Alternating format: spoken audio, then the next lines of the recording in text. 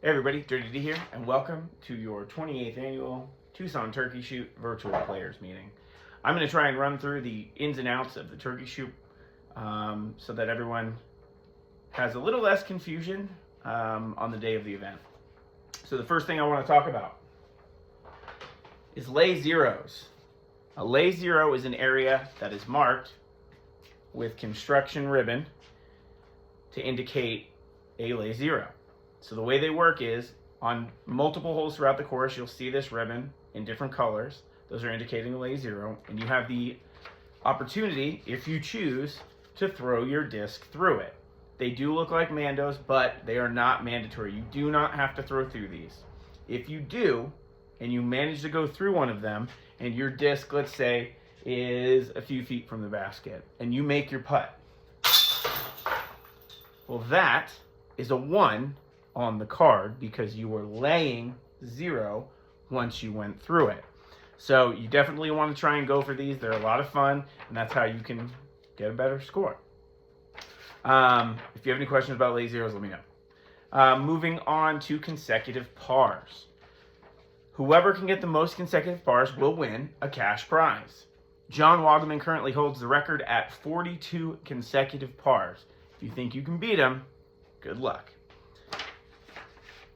When you're counting your consecutive pars and putting them on your card, which I'll go through cards momentarily, you're going to want to make sure you remember which hole you started on, which will be marked on your card, and you start from counting to there, and then you rotate, and again, you keep going from there. It's all 3 rounds, consecutive pars for all 3 rounds. So remember, you're not going to count them until the end of the day, and you'll put them on your cards when you're done. Aces. Aces is the next thing.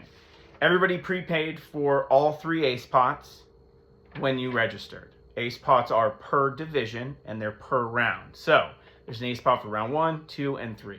If nobody hits it during 1, it rolls to 2. If no one hits 2, it goes to 3. If nobody hits 1 and 3, which hasn't happened as long as I've been running this, we'll do a shoot off for it. Now, if you hit an ace during one of your rounds, we're going to have some sheets on some clipboards. If you hit one, come over, find your division, and write your name for the round that you hit it. This way we can kind of keep track of those. It'll make it easier for to identify them later on during the rounds. Now, keep in mind, there are holes that do not count as an ace. And again, on your cards, they'll be circled in red, which we'll review momentarily. Other thing I want to go over real quick where some people find some confusion, and that's lay zeros and aces. Again, if you make a lay zero and you're under the basket, or 10 feet away, whatever, and you make your putt, that is a 1 on the card, but it does not count as a hole-in-one or ace. Okay? Now, in the rare occasion that you make a lay zero and an ace, you make a lay zero and it goes in the basket, that is a 0 on the card, and it does count towards the ace. So if you hit a lay zero and you go in the basket, that's an ace. After your round, proceed to Tournament Central and write your name for your division and which round it was that you hit it. And come find me and give me a high five, because that's pretty sweet. Everybody's going to be getting a map for each course. There's a red, a white, and a yellow. They are going to be color coded. You'll get 1 for each course per card. There's a map on there of the course, and then there's instructions on the back that shows which holes are lay zeros, which ones are aces, which ones aren't. And there's a little description of how to find your hole, because yes, this gets pretty confusing. I updated it last year because some of the landmarks are no longer there that were there in prior years. So this is how you use to find everything, and again, the maps are here. I will send a copy of these in the email with this video so that you guys can take a look at the maps ahead of time to try and familiarize yourself with them. But you're going to get lost. Pay attention to the card in front of you and just try and follow them. Everything will be color-coded with red flags, white flags, yellow flags. The same thing with the ribbon for the lay zeros. All right. Let's go over cards real quick. I got to turn you around. All right.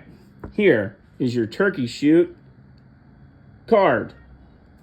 My wonderful perfect wife is going to pre-fill these out with everyone's names. so that we don't have any weird names on there and then we have to try and figure out who the heck it is. Like Bend Over. She's also going to put your division and circle your starting hole so we can eliminate some confusion down the line there. You'll see on here that there are some squares that are marked with red and they say no ace. That means that if you do manage to get an ace on these, congratulations, great, that's awesome, but it does not count towards the ace pot because these holes are just too short to count. You'll also see up here, you see final total and consecutive pars. These two areas should be filled out after you have completed all 3 rounds. Consecutive pars will be counted starting with your starting hole. So if you start on 9, you'll count from here and then you'll start over. And then you'll jump into the next round and start from there and so forth. Remember, this is a par 2 course. If you get a 3, that's a bogey. So when you're counting, only count 2s for the consecutive pars. And also, little typo, the colors are wrong here. Orange, yellow, and pink are the wrong colors. Go by the numbers, and I will identify and let everybody know which color we are playing in which round. All right? Cool. If you have any questions, let me know. All right.